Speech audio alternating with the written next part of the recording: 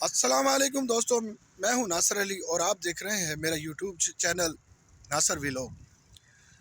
दोस्तों, सीमा की कड़ी से कड़ी मिटती जा रही है और उसका हर वो झूठ जो उसने बोला था इंडिया में प्रवेश करते वक्त, जब वो एक्सपोज हुई, जब उसने उसको 2 माह के बाद लोगों को पता चला कि भगोड़ी एक छिपकली पाकिस्तान से आ चुकी है, गैर कानूनी और गैर वैध तरीके से इंडिया में दाखिल हो चुकी है। ये वो मक्कार औरत है जिसका मुल्क से कोई गर्ज ना रहा, जिसको अपने मज़हब से कोई गर्ज ना रहा, वहाँ पे जाकर सबसे पहले उसने कांड किया, मज़हब इस्लाम को अल्लाह हाफिज़ कह दिया। नाज़रीन, मैं ये समझता हूँ कि मुसलमान को इतनी आसानी से हिंदू बनाना ये आसान काम नहीं है। कि मुसलमान को अपनी आखिरत का ख्याल होता है। मुसलमान तो वो है जिसका एक लम्हा फ़िक्र अल्लाह में गुजरे, यानी फ़िक्र इलाही में गुजरे। नाज़रीन, ये कैसी मुसलमान थी जो कहती थी मैं बचपन से हिंदुओं को पसंद करती, हिंदू नहीं, हिंदुत्व को पसंद करती थी, मैं बुतों की पूजा को पसंद करती थी। तो ये मुसलमान तो थी नहीं। मैं क्या ये कह सकता हूँ कि जो यहाँ पर जब हमने इसके दौरा किया इसके इलाके का, वहाँ पर इसके घर वालों से पूछा, कहते ये मज़हब परस्त थी और कुरान पाक की तिलावत बहुत अच्छे तरीके से करती थी, नमाज में 5 वक्त की नमाज़ पढ़ती थी। उस पहले जब तक ये अपनी लाइफ में बड़ी खुश थी गुलाम हैदर को पाकर। इसकी हर वो खुशी में हर नाम गुलाम हैदर का लेती थी। जिस तरह आप सचिन सचिन करती है, उसका गुलाम हैदर का नाम लेती थी और मज़हब में अट्रैक्ट रहती थी, नमाज की पाबंद थी, रोज़े का एहतमाम किया करती थी। क्या हुआ? क्या इसको जबरी बनाया गया है? नाज़रीन, मैंने ये सवाल आपको पहले भी कहा, अब मैं फिर कहने जा रहा हूँ, क्योंकि इस वक्त उसको रिपोर्ट करने जा रही है हुकूमत इंडियन। क्योंकि जिस तरह से एक नया रोल आया है मोमिन मलिक की तरह, उस केस में इंशाअल्लाह ताला एक नया मोड़ आगे मैं बताता हूँ आपको आगे। नाज़रीन, इस मक्कार औरत ने अपने मज़हब इस्लाम से बहुत लगाव था। इबादत में ये अल्हम्दुलिल्लाह बहुत अच्छी तरीके से करती थी। यहाँ पर कभी कभी ये जो वहाँ जाके झूठ बोला, झूठ क्यों बोला या बुलवाया गया, हमें जिस तरह ये पाकिस्तान डिपोर्ट होगी तो ये कहेगी कि मुझे जबरी ये मेरे से धर्म चेंज कराया गया था, मज़हब चेंज कराया गया था, मुझे पाकिस्तान के मुखालिफ इस्तेमाल किया गया था, बुरा भला कहलाया गया था। गुलाम हैदर को मैं वहाँ फंस चुकी थी, मेरे बच्चों को बंदी बनाया गया हुआ था, इस वजह से मैंने मज़हब इस्लाम को छोड़ा, मैंने हिंदू अपनाया ताकि मुझे वहाँ नागरिकता मिल जाएगी। और ये तमाम कांड करवाए मुझे किसने? AP सिंह ने, सचिन ने। उनका मुखालफ में बोलने वाली है, बहुत जल्द ये बोलने वाली है। ये यहाँ पर रोएगी, रो रो के गिड़गिड़ाएगी और यहाँ पे गुलाम हैदर को कहेगी कि मैंने तुम्हें छोड़ना नहीं चाहती थी, मैं गलती कर बैठी, मुझे माफ़ कर दो। और मैं नाज़रीन आपको ये बताता चलूँ कि गुलाम हैदर एक बहुत मोहब्बत करने वाला इंसान है। उसकी मोहब्बत, उसकी इखलाक का आपको यहीं से पता चल जाएगा कि अभी भी उसके दिल के अंदर किसी कोने में सीमा के लिए जगह है, सीमा से प्यार करता है। और प्यार करने वाला इंसान कभी किसी को धोखा नहीं देता। इसका सीमा ने कभी प्यार किया ही नहीं था।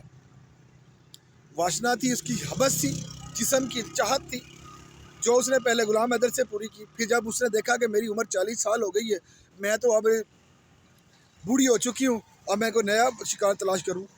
नाज़रीन, जब गुलाम हैदर यहाँ नहीं था तो इसने पता नहीं कहाँ कहाँ से मुँह काला किया था, किन किन लोगों से ताल्लुकात किए इसके।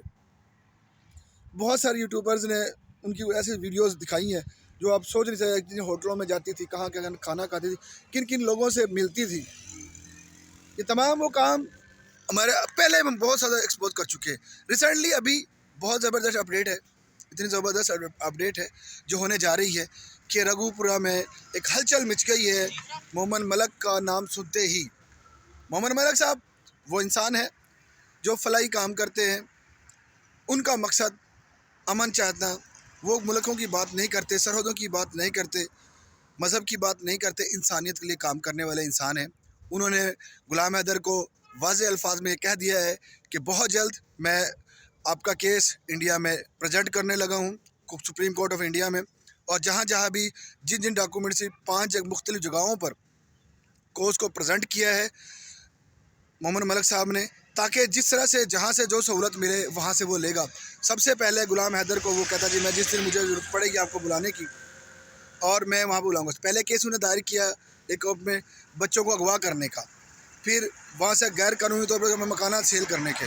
इस तरह की 5 दफ़ाएँ 5 मुख्तलिफ़ कोर्टों में रिट दायर करनी है, जो कि मोमिन मलिक साहब ने उनको कहा है कि मैं 5 कोटों में तकरूँगा ताकि इसको बहुत जल्द बच्चों को डिपोर्ट कर दिया जाए पाकिस्तान। और इस भगोड़ी को अगर रखा भी जाएगा तो खैर है, लेकिन अगर बच्चों को डिपोर्ट कर दिया जाएगा। उन्हें यकीन दिलाया है गुलाम हैदर को कि बहुत जल्द आपके बच्चे आपके पास होंगे, मैं आपको इंडिया बुला रहा हूँ। गुलाम हैदर को बहुत जल्द इंडिया बुलाने का वादा किया है और जैसे ही ज़रूरत पड़ेगी गुलाम हैदर को वो इंडिया बुलाएगा।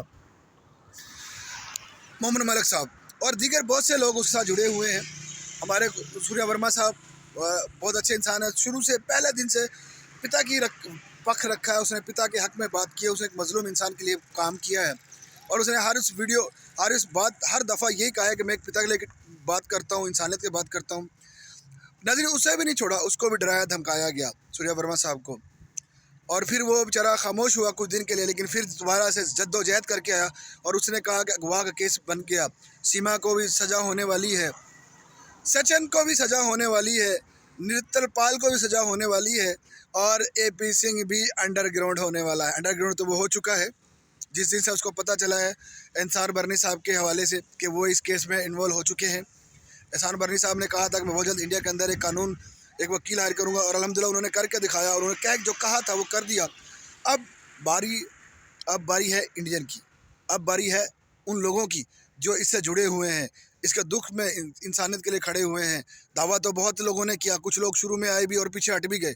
अब देखना है, अब सोचना है, अब हमारी ख्यालात उन बहन भाइयों की तरफ है जो यहाँ पर मोमिन मलिक का साथ देंगे और गुलाम हैदर का साथ देंगे। गुलाम हैदर बहुत जल्द आपके मुल्क में इंडिया में पहुँचने वाला, नाज़रीन बताना लगा हूँ इस माह के लास्ट तक उम्मीद है, नहीं तो इंशाल्लाह मार्च के अंदर आपके मुल्क के अंदर होगा, फर्स्ट वीक में इंशाल्लाह ताला आपके पास होगा।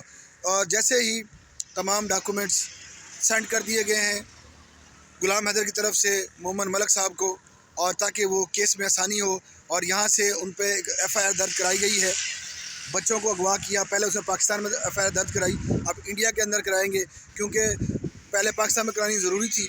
पाकिस्तान में उन्होंने FIR दर्ज करा दी है कि मेरे बच्चों को अगवा कर लिया गया है, मेरी बीवी को अगवा कर लिया गया। फिर उन्होंने कहा जी मेरी बीवी को मिल गई है और वो इंडिया के अंदर है, वो मेरे बच्चों को अगवा करके ले गई है। और उनके साथ बहुत से अननोन बंदे आप जानते हो केस जब बनता है तो अननोन बंदे में बहुत से लोग उठाए जाते हैं, वो कहीं से भी हो सकते हैं, क्योंकि उनका एक्सपोज होना बहुत ज़रूरी है जिसने इसको यहाँ से लेकर वहाँ तक पहुँचाया है। वो तमाम लोग फंसने वाले हैं, तमाम लोगों पे सवाल उठने वाला है, तमाम लोग इसका जवाब दे हैं, तमाम लोगों से पूछा जाएगा गवर्नमेंटी तरीका, यानी एक कानूनी पेज के तहत, एक कानूनी पॉइंट के तहत।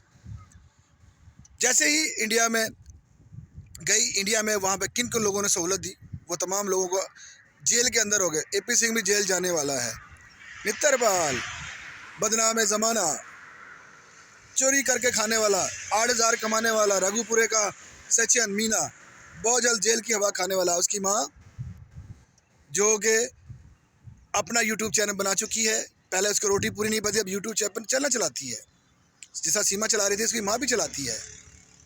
वो तमाम लोग बहुत जल्द जेल की हवा खाने वाले हैं और सीमा भी उनके साथ खाएगी।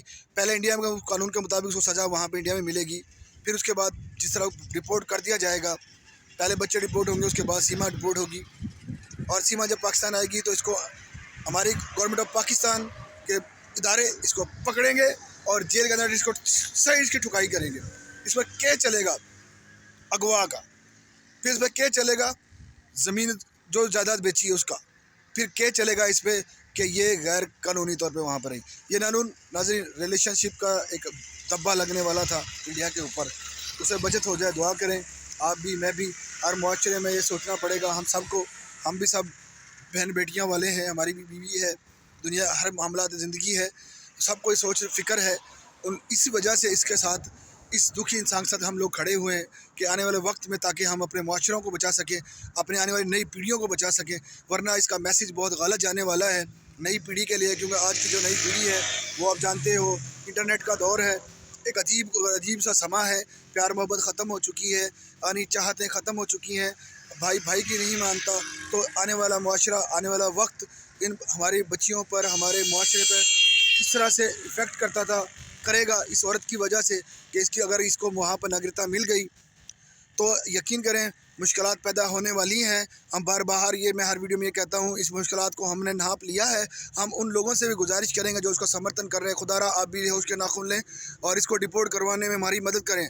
बजाय आप सीमा करना छोड़ दें, विकास की चाबी को छोड़ दें, आप इंसानियत के लिए आ जाएँ, एक बेंच पर आ जाएं। हम लोगों का सबका सवाल है उन यूट्यूबर से, उन दोस्तों से जो वहाँ को समर्थन कर रहे हैं। हमने आपको बुरा भला भी कहा होगा, अगर आप हमारा साथ देने का वादा करते हैं तो हम आपसे फिर मिलेंगे नई वीडियो में एक नई चाहतों के साथ।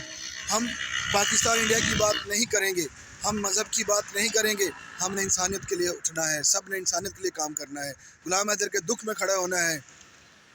और गुलाम का दुख में खड़े होंगे तो इंशाल्लाह अल्लाह भी खुश होगा और आपके जो आप जिसकी इबादत करते हो वो भी खुश होगा। अगर आप समझते हो कि इंसानियत सबसे पहले है तो आप मेरे साथ आएँ और वादा करें कि हम गुलाम हैदर का साथ देंगे। फिर मेरी वीडियो कैसी लगती है बताइएगा कमेंट्स में। फिर मिलेंगे नई वीडियो के साथ। इजाज़त जी, अल्लाह हाफ़िज़।